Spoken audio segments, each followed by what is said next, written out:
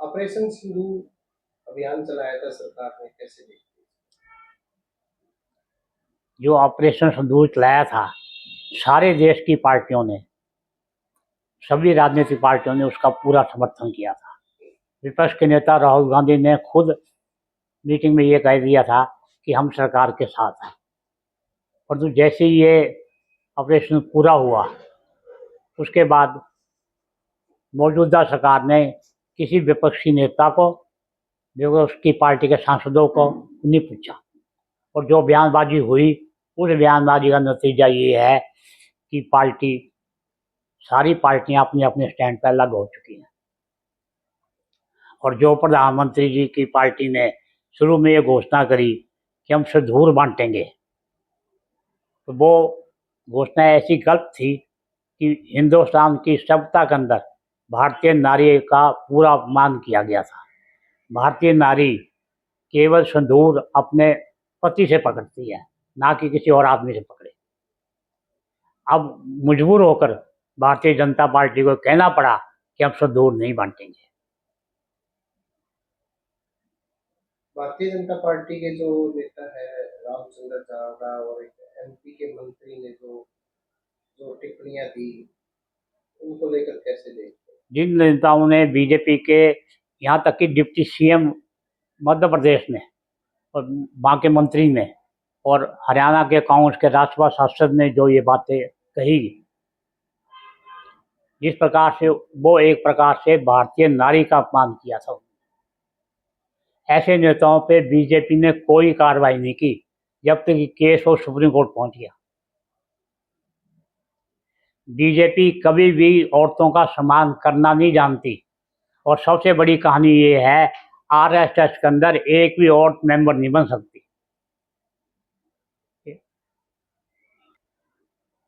हरियाणा को कैसे देखते हैं अभी नायाब सिंह सैनी की सरकार? जो नायब सिंह सैनी जी मुख्यमंत्री बने हैं, तब से सवाई झूठे नारे, झूठे प्रलोभनों के अलावा कुछ नहीं करते। बीजेपी ने घोषणा की थी पार्लियामेंट इलेक्शन में भी, एमएलए इलेक्शन में भी, कि 500 में हम सिलेंडर देंगे, पर वो घोषणा ही है।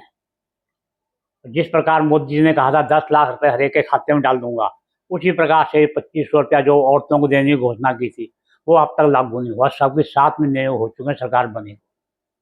और जहाँ तक गांवों का हाल है, गांवों में तो बिजली और पानी से लोग तरसते हैं। 3-3 दिन तक वाटर सप्लाई गांव में नहीं मिलती, और बिजली का इतना बुरा हाल है कि बिजली दिन में आएगी 4 घंटे के लिए, और रात को भी कई बार रात का कट चलता है। और ये जो अभी बिजली घर में पानी घुस गया था, उसके बाद तो गांवों में लाइट का इतना बुरा हाल था, सारी सारी रात लाइट नहीं आती थी। और उसमें जहाँ एससी कोशिश करता था, हिसार के जो एससी साहब बैठे हैं, वो कोशिश करते थे कि सभी गांवों को भी कुछ न कुछ घंटे लाइट मिले, परंतु उसमें सबसे बड़ा रोड़ा जो हिसार में एक्शन 1 है, वो डालता था। एक्शन 1 ने तो ऑर्डर कर दिए थे कि रात की लाइट गांवों की काट दो। और ऐसे बुरे हाल के अंदर भी सरकार को पानी निकालने के लिए पहले 2 पंप लगाए, फिर 4 लगाए, फिर 6 लगाए, जबकि हिसार में 200 पंप पड़े हैं सरकार के दफ्तरों में। तो इकट्ठे लगाते तो एक दिन में पंप सारा पानी काट देता। हरियाणा में अभी कांग्रेस तो काफी समय से नहीं बना है और राहुल गांधी जी भी आ रहे हैं, क्या देखते हैं संगठन कब तक बनेगा, क्या उसमें भूमिका रहेगी? देखो ऐसे है, मुझे आज 55 साल हो गए कांग्रेस में काम करते हुए। मेरा 55 साल का तजर्बा ये है कि आज कांग्रेस और इंदिरा गांधी वाली और राजीव गांधी वाली कांग्रेस अलग अलग है। उसमें कांग्रेस के वर्कर की कीमत होती थी, वर्कर की इज्जत और सम्मान मिलता था। आज कांग्रेस में वर्करों की कोई कीमत नहीं। आजकल कांग्रेस में कीमत है चमचे और कच्छों की। जहाँ तक संगठन की बात है, संगठन 11 साल हो गए बीजेपी सरकार को बनी को हरियाणा में, और 11 साल से संगठन नाम की कोई चीज़ नहीं है। जब संगठन नहीं बना, अब राहुल गांधी जी कोशिश कर रहे हैं कि संगठन बनाया जाए। उसके लिए वो 4 तारीख को चंडीगढ़ में मीटिंग बुला रहे हैं, ऑब्जर्वर लगाए गए हैं। वो मीटिंग क्या फैसला होता है मीटिंग बताएगी। परंतु मेरे हिसाब में हरियाणा में कांग्रेस का मतलब है सांसद, हारे हुए सांसद, जीते हुए विधायक, हारे हुए विधायक।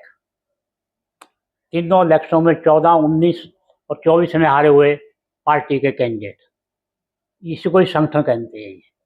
ये लोग जब कोई मीटिंग होती है अपने 10-10 वर्कर लेके आ जाते हैं और ये मीटिंग हो जाती है।